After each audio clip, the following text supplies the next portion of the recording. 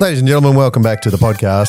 We are going to elaborate today on something that is very, very precious to producer Simon's heart, and it's not renovating.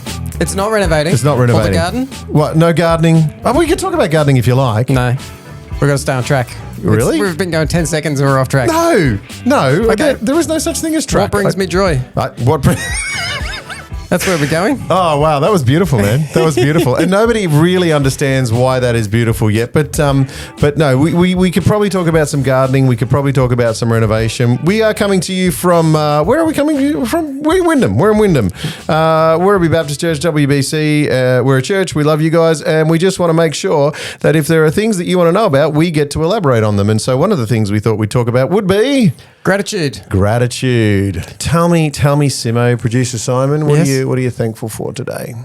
You know what? It's funny. I'm not, in 2 days' time, it's going to be 20 degrees. So I'm thankful for what's happening in 2 days' time. So That's allowed, isn't it? It doesn't have to be immediate. I don't know. I feel like that's kind of against the rules, but I don't know. Give you a little bit of applause for that one. I got a good ham and cheese sandwich for lunch.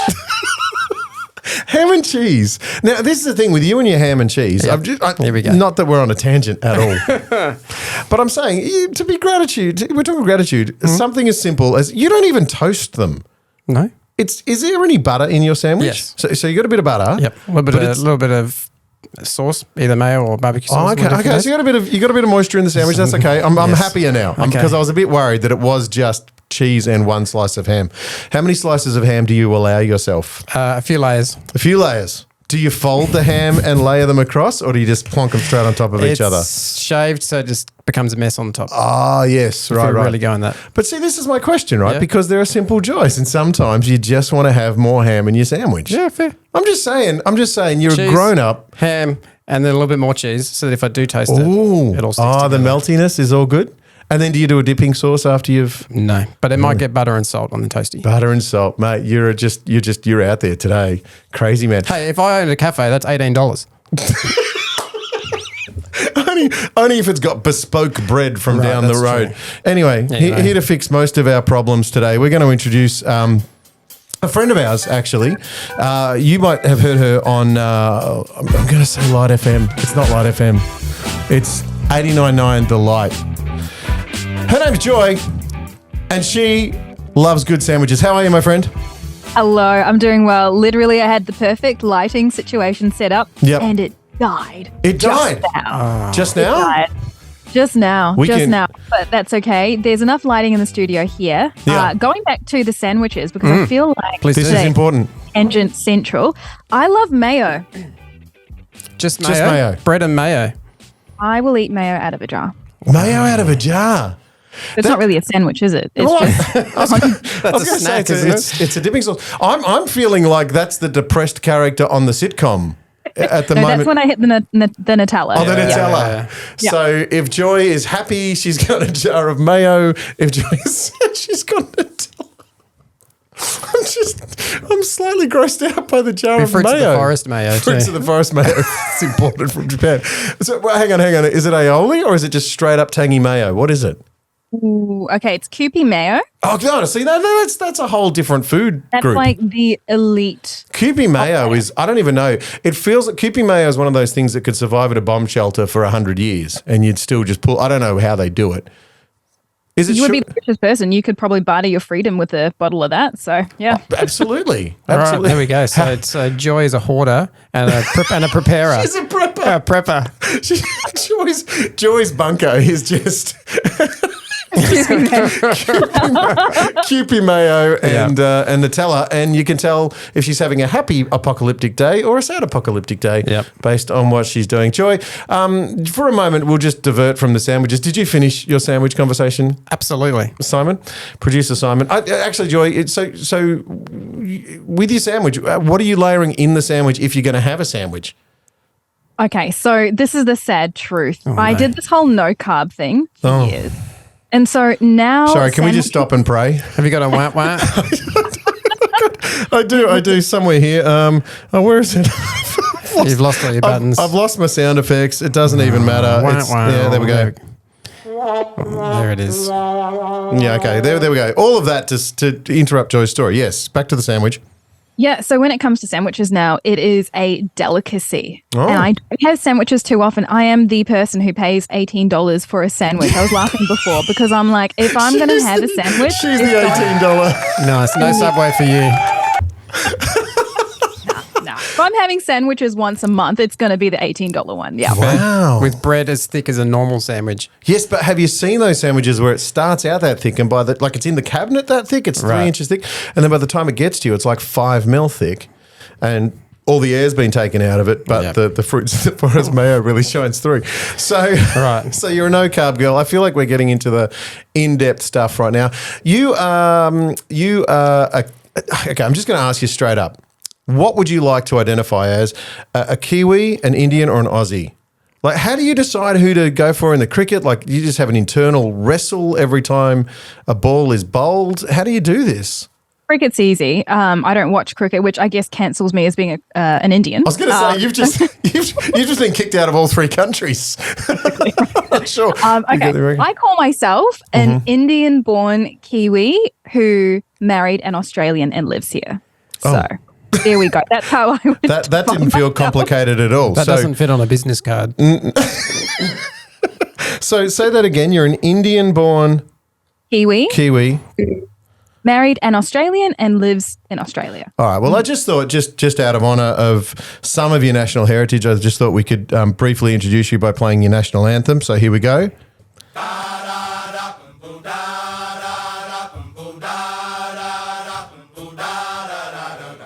Does that work as a national anthem for you? Oh, absolutely. If someone shouts just in the middle of a street, da, da, da, everyone will turn around and reply, boom, boom. Is that like the Aussie, oi, oi, oi? I think it might be. You've got the Kiwi, da, da, da, da, da, da, da, da. Yeah, just Dave Dobbin just all over the place. Like I know that you can play that anywhere in the world and you will spot a Kiwi like that. It's just, that is the national... It's the national anthem. Now, you come from a very proud Indian heritage from did you say which part of India? North, south? South India. South India? I was born in Hyderabad, which is a Telugu-speaking city. So do you speak Telugu yourself? I can understand it. Yeah. I can't speak it. But your parents at home would speak Telugu? Yeah, they did for many years of my life. And one of the things I was talking about the other day with one of my friends, and I guess you don't know it's unusual until you start speaking about it, but my thoughts are bilingual, actually. So I kind of have 2 languages going on in my head, but I can... I do too, but I don't. I don't have a practical reason for the voices in my head. But the question I have for you, this is the in-depth question. What language do you dream in? Wow. So this is where I'm told that your subconscious will tell you what's the dominant language by what language you dream in. I think it might be English. Yeah. I think more often it's English. Yeah. Okay. And is there a lot of flattened vowels? Are you dreaming in Kiwi? I will have you know that the Kiwi accent was voted the most attractive accent for like 2 years running. Yes, but I will have you know that all polls are disregarded by the person that says you can't believe the polls. You're that person now. That's Justin's that person. That's not me. That's not me. I do. I'm happy to take a vote. And it was considered the most beautiful or sexiest or something like that language recently as far as accents go. So you've come from you've got this rich Indian heritage at home. You're growing up in Auckland. What's it like for you as an Indian girl in Auckland? Do you remember those times as really positive times? Do you remember feeling as someone that was the odd one out? How did it feel for you growing up there? Yeah, so definitely the first few years up until up until 8 years old, I really struggled with my ethnicity and my identity because I went to schools that were predominantly, Western. So there really weren't many other kids who looked like me. And then as time went on, my parents realized that I was really struggling at school, and they moved me to a school that was like 90% Indian, and I loved it. I became a completely different person. I came out of my shell, and it was my first experience at 7 years old when I looked around and I saw more people who looked like me. Yeah.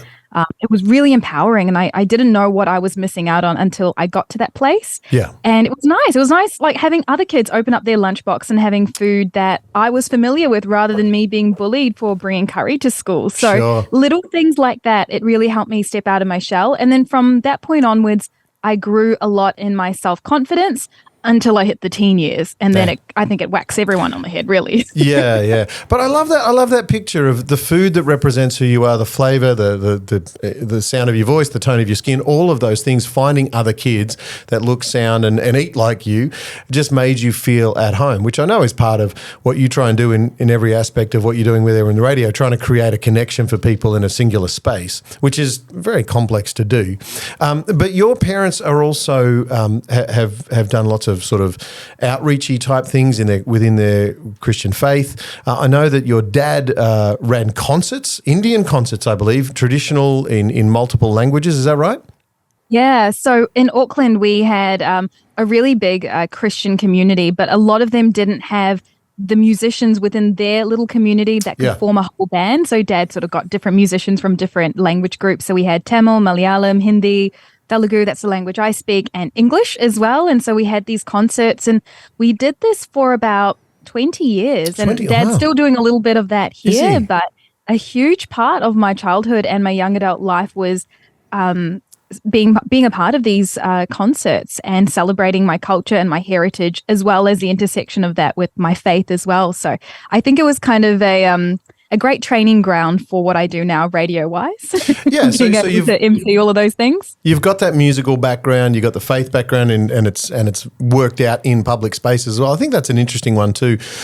When your parents are so public about their faith, it changes how you grow up as well. But you don't play any of the traditional Indian instruments, is that right? No, sadly, I have weak fingers. I was going to say you couldn't jam out with the Beatles on a sitar or something like that. I wish I could, though. I tried. My dad tried to teach me how to play the tabla, but there was another girl my age who was also learning, and she was way better than me, and I couldn't handle it. And I stormed out in a very dramatic fashion at 8 years old. And that was the end of my Indian instrument career. How many careers ended at 8? Right, because Dad, no way, get stuffed, Dad. I'm not playing the tabla. You can't even make me. I just like the idea of such a culturally specific tantrum. I really enjoy that. Most kids I know is like they tell the story of mum making them do piano practice, and they gave up at 8, 9 years old. But I don't think I've ever heard a kid say I stormed out of a tabla lesson. That was my story. That's I do fun. regret it though. I wish I stayed with it because I really value and appreciate Indian music, and it's very hard to find someone who can teach those instruments. And my dad teaches them. He's had a lot of students over the years. Wow. So no, unfortunately, no instruments, but I do sing, and I used to do a lot more of that when I was younger, but not so much recently, but I'd love to get back into it. Well, I think producer Simon and I were talking before about potentially we could set up a duet for you and Simon. That's not how I remember it. No, is that how you? I remember you saying that you would sing if I gave you enough up and goes. Or maybe.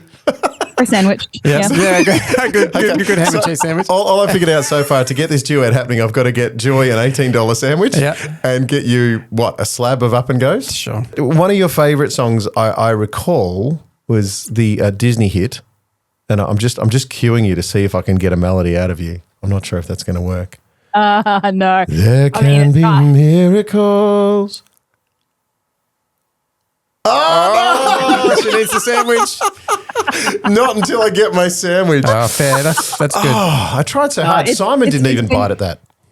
Yeah, sorry, that song, When You Believe, from the film Prince of Egypt. Mm-hmm. It is one of my, and I love this song. I've always resonated with it, and I knew all the lyrics and all the words. And the interesting thing is that there's a part in the song where they sing in Hebrew as the Israelites are walking through the Red Sea, and I'm not sure if this is historically accurate, but they were singing a few words in Hebrew. And the really interesting thing is, many years later, after watching that film and falling in love with that song, I ended up marrying someone who is half Israeli.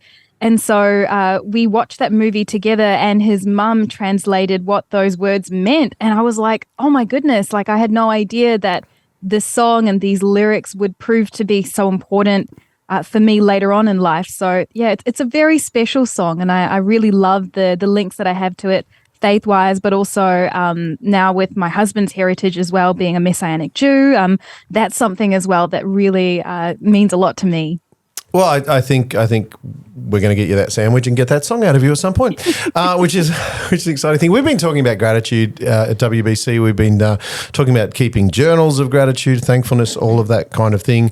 And you've been, blowing the world of podcasts up with your Everyday Joy podcast, which seemed, when producer Simon and I were talking about it, seemed to make you the perfect guest to talk about this. What is the Everyday Joy podcast? How did it come about? I believe you actually produce it yourself because you're a smarty pants. Tell us a little bit about it. Yeah, so the Everyday Joy podcast is a 10-minute podcast that breaks down one Bible verse a day. And over the course of a week, I have a different guest and we unpack, a verse a day. And it's very simple. And that's the thing I really wanted it to be. It's designed for the person who's on the go. They just want to get a bit of scripture in their life. They want it to be real and applicable. And so this is meant to be something that just is a companion, no matter what you're doing.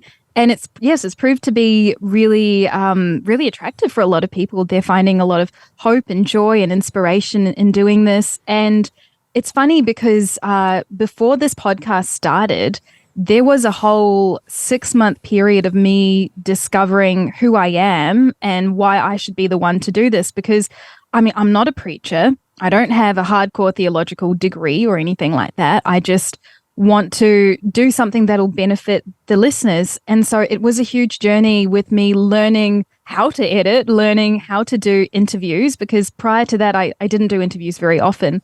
So it's been a steep learning curve, but it's been such a rewarding experience. And I've definitely come to learn that I don't have to know all of the answers and I don't have to have it all perfect.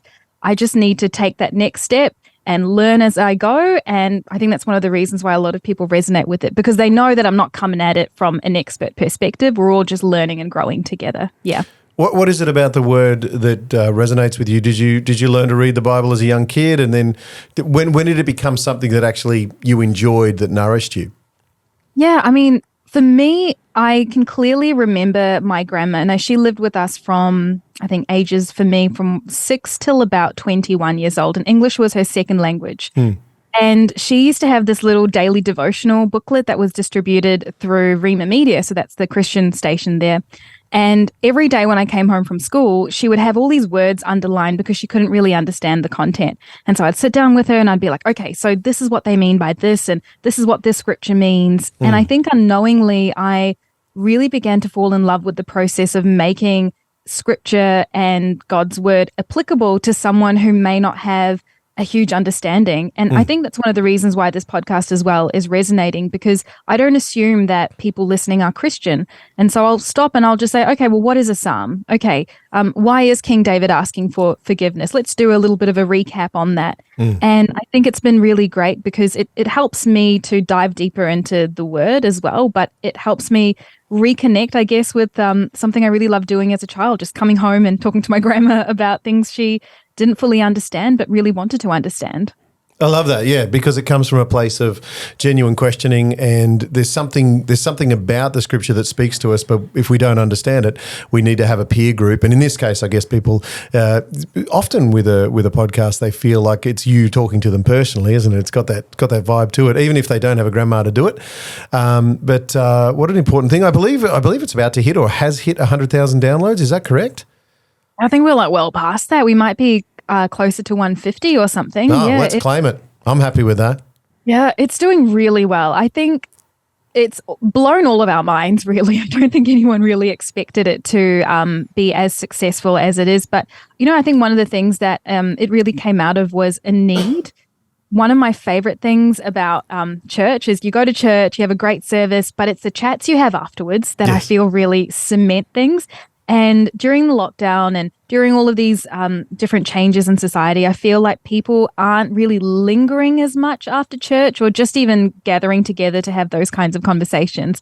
And so this really has filled a need, I think, within the Christian community. A lot of the people who listen are female, and these are mums who are busy, who have got kids, who've got jobs, and just don't have the time to linger and have those conversations. And I think this is a space where they can have that need met.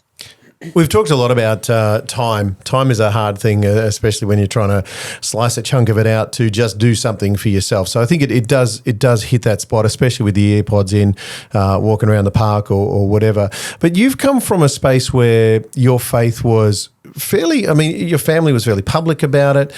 You sang in the Christian concerts, in culturally diverse Christian concerts. Did you ever feel a pressure to be the good girl, or has that been something that has been, did you ease your way into faith? What was your faith journey like as a child?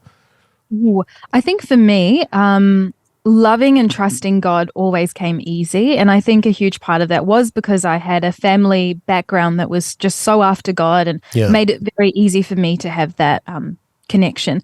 But I did experience a lot of pressure because my parents being first generation immigrants, and I don't think any parents in this generation, they don't really realize, and I don't think they intend to apply pressure on their children, but there was always this sense of, my parents left everything to be here, so I better make my life worth it. One of the things I'm really passionate about is the fact that when immigrants come, a lot of people have this idea that, they take jobs or they take this or they take that. And I look at it and I say, no, they give the best years of their lives. They give their children, they give their future generations. They sacrifice so much. They put their head down and work under some really difficult, maybe even discriminatory circumstances, just so that their children can have a better future. And who benefits from their children? The country that you're in.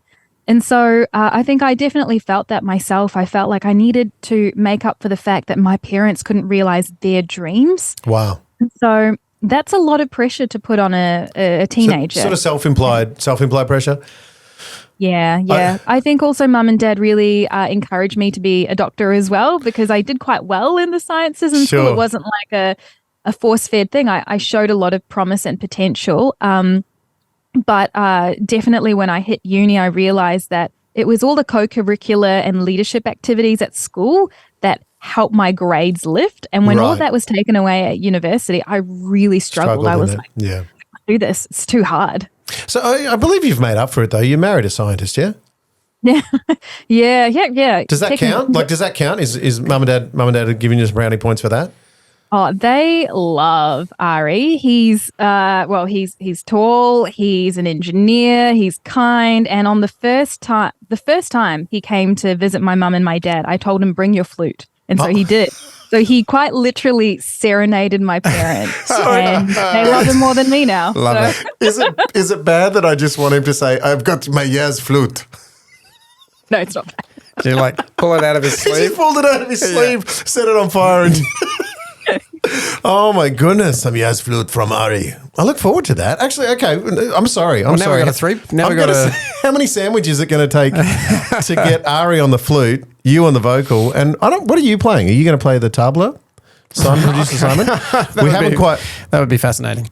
But I look back at your journey through university, and part of it was you were part of a group called Youth Act in New Zealand, and that was part of what you were talking about there. Tell us a bit about that one. Yeah, so like I mentioned earlier, my family and my dad especially really involved with uniting the Indian community together. So a bit of a backstory. When a lot of families immigrate in the same era, what they do when they move to a new nation, especially in the midst of customs and a culture that's so vastly different, they end up holding on tighter to the values. So what ended up happening is all the families who immigrated in the 90s carried the 90s Indian traditional values. And a lot of their kids struggled because not only were they struggling with the Western influences in New Zealand, but they didn't connect with their peers in India either, because India had also progressed. Right. And so we had a very unique set of struggles and experiences. And I found that the only other person who could ever understand me was someone who walked that same journey. And what we found was a lot of individuals walking away from the faith because they couldn't put the two worlds together. It was just too hard. And we'd see that happening over and over again. A lot of people struggling, leaving the community. And so when I was around, I think 20, 21 years old, I thought to myself, if we could just get everyone in the room and just talk about our experiences and talk about our faith, maybe something can happen from there. And so it started off as a camp, actually, just having everyone in the same room. Let's have a discussion about it. Let's talk about our shared experiences. And it ended up being so hugely popular that we created a bit of a group, and we had these hangouts every few months. And it really was such a blessing to be a part of that. And doesn't really happen as much now, but I believe it really served the purpose at the time. And possibly was just something that was on your heart, and you started it and you drove it, and it served a purpose. But I love that idea of getting people. I always talk to people about just set the table, put some food down, let people sit around it and have a conversation. And I'm always grateful. You know, we've been talking about this gratitude thing. One of the things I'm always grateful for is the people that set the table for me in all the different disciplines I sort of developed skills in over the years. But when I think about that, I think about you're such a supportive family life, even though you've said, you didn't become the doctor, but I think it seems like you've done okay. You've followed your dreams and followed your passion for the things of God and communicating those to other people, which is coming out in just everything that we see for you. But as far as gratefulness goes, do you practice anything practically to remain grateful? I'm also going to ask, I feel like it's a question I should ask both of you, is what do you look like when you're in a bad mood? But let's talk about what you do to remain grateful. Yeah, surprisingly, I am actually quite a melancholic person. Mm-hmm. So I am a deep thinker. I'm quite reflective, and often I tend to think about the worst case scenario, and I try my best to plan around it so I avoid it. And so I have to work really, really, really hard at being grateful, because problems just stick out to me. And with what I do for work, I've got a high attention to detail. So I can see the little spike in the audio. I can see that caller, the audio is not the greatest, even though their content is great. And so something that I've had to do quite consciously is set markers in my day to be grateful. So one of the things that we do now is we always say grace before we eat. And I actually have to say to myself sometimes, Joy, put the food down and actually be grateful for the fact that you have food to eat. Yeah, right. So that's one of my markers. The other thing is when I'm driving, I pick certain like traffic lights. I'll be like, this street to this street, I'm just going to be grateful. And I just list off all the things that I'm grateful for. And I know it sounds like it's a real boring way to practice gratitude. But for me and the way my brain works, unless I factor it into my day, I return to my default, which is being discontent or focusing on the problems. Yeah. That's great. So if I see you talking to yourself at the steering wheel, that's a good thing. That's a good thing. If I see you too silent at the steering wheel, she's possibly in a bad mood. Producer Simon, gratitude, what do you do? I would, having the kids in the house, sometimes, they'll do something and it'll make you laugh. This could go any way, this next story. When the kids are in the house. It's more, I think, they often trigger in me joy or happy moments, and then there'd be little times where it'd be like, man, this is fun. Right. Or it's like it just helps you remember the little things, or we're getting to do this in my house, or we're getting to do this on this holiday because I got to go on a holiday. Right. So I think it's some of those moments for me. I love the traffic light thing, because you're either sitting in the car listening to ads or listening to Joy's podcast. Or listening to Joy's podcast, obviously. Obviously. But I love that deliberate choice of you're gonna flip it and you're gonna speak rather than listen. And give out the gratitude rather than just hear whatever happens to be on.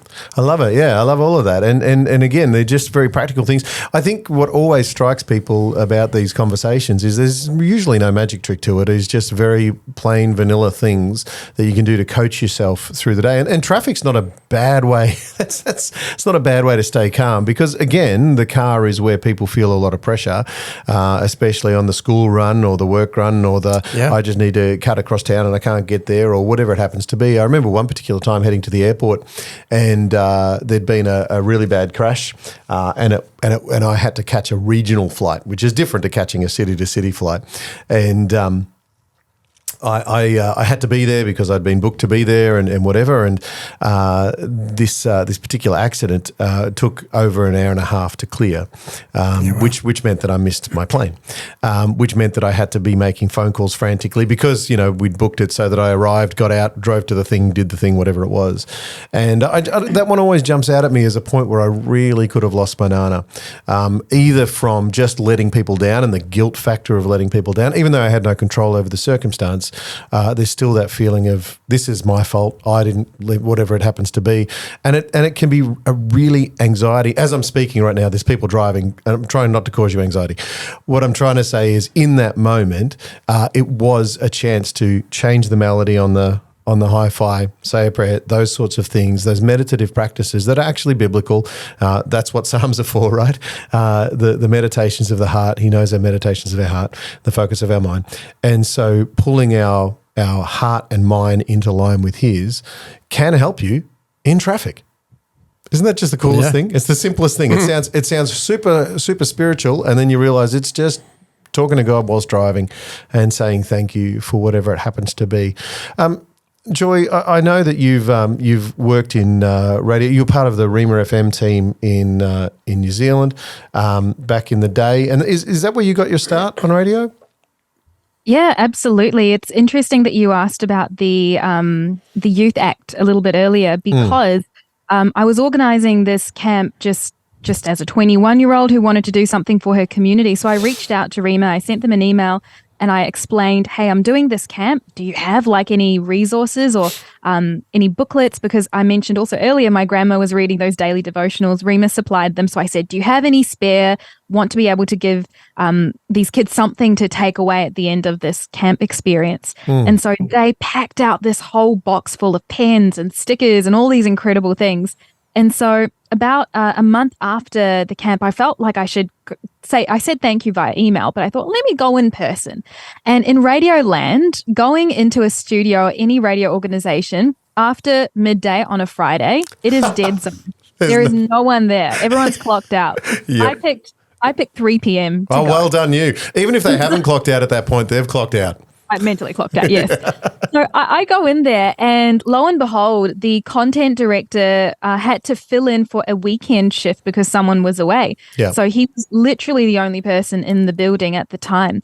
And so I went in to say thank you, and the person at reception said, oh, what are you studying? I said, well, I'm actually studying media at the moment. And they said, oh, would you be interested in seeing the studios?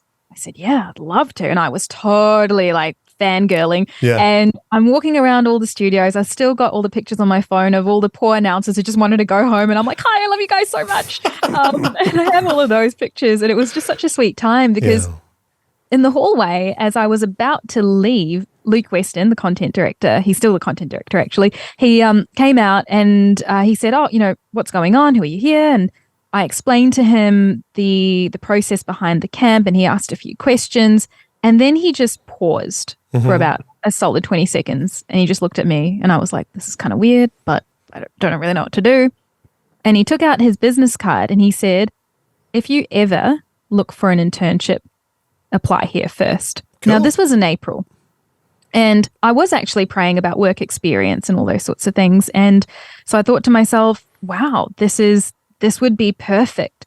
So I applied as an intern, and most of the positions were given to the previous broadcasting interns who started at the start of the year. So I was the third intern. I don't think they've ever had that many interns since. Wow. And the only job that really was left, and this was sort of something that they gave to me because they weren't quite sure where else to put me, was to write these little 60-second encouragements. And you hear them on the light. They're called positive minutes here. And in New Zealand, they were called God spots. Yep. And so I wrote a series called Movie Bites, where I had clips from movies, and I did like Shrek, talking about layers, and I did something from The Incredibles, and having a where is your source of strength coming from? And I wrote all these little things, and they really liked them. And so by the end of the internship, I got really good at writing. Then I did copywriting there for a couple of years. And whenever someone couldn't do voicing, I would step up and just fill the gap.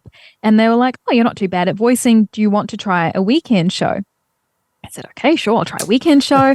Tried the weekend show, and that went well. And afterwards they said, do you want to try producing? Said yes. Went from producing to doing assistant content directing and drive, which was a big jump, but clearly they saw potential. And I stayed at Rima Media doing that for about 2 years before my parents moved to Melbourne, and the lockdown happened, and it was just time, I think, for me to look at something different. So I applied for a job here, and now I'm at The Light. So yeah, I definitely would say that's where I started out, and I'm so grateful because at every step of that journey, there was someone who gave me an opportunity. It wasn't something I could take for myself. It was given to me. So I'll always forever be grateful for those who saw potential and spoke into it. Yeah, and at every step of that journey, I think it's worth pointing out that you said yes. You just said, I'm going to have a crack and saying yes. And I feel like when we talk about the things of God, when we talk about, aligning our lives with His heart, again, it's not everybody's professional journey, is it?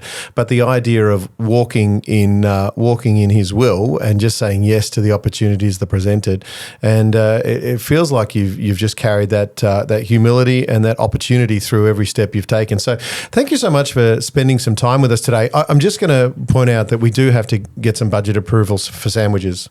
Okay.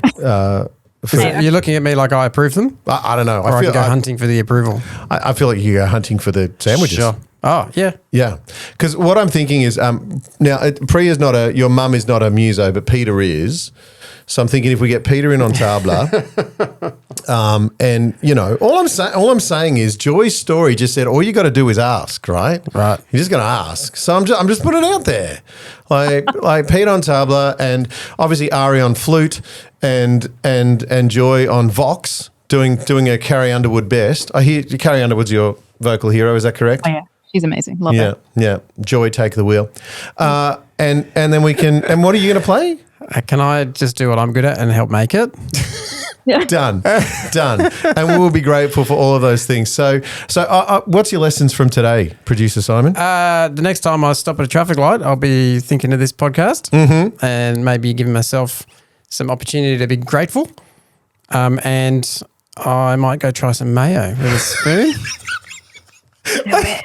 I'm excited about like when the apocalypse comes, Joy and Ari's bunker. Yep. That's what I'm thinking of. What would Ari be shoveling out of with a spoon? What's his choice? Does he get a choice? Does he get to add something to the pantry? Honestly, Ari's the best. He just eats anything and everything. My mum loves him. Everyone loves him because he just loves to he loves to food. Yeah. It's just a verb for him. Okay. Well, for all of those who love to food and everybody that was part of being gratitudey today, thanks for being a part of it. Joy, good fun. Thank you so much for hanging out with us. Thank you. Producer Simon, go order some, what do we need? They're pretty deluxe by the sound of it. Pretty deluxe. And we'll come back to you shortly, Joy, with our pitch for the Joy Trio When You Believe hit re-release song, okay? Sounds good. Let's do it. Awesome. That seemed like an eye roll. You didn't hear it, everybody, but there was a very loud eye roll there. Thanks for hanging out with us on the Elaborators. Hope you've had fun. We certainly have, and we will catch you next time. Cheers, everyone. Bye.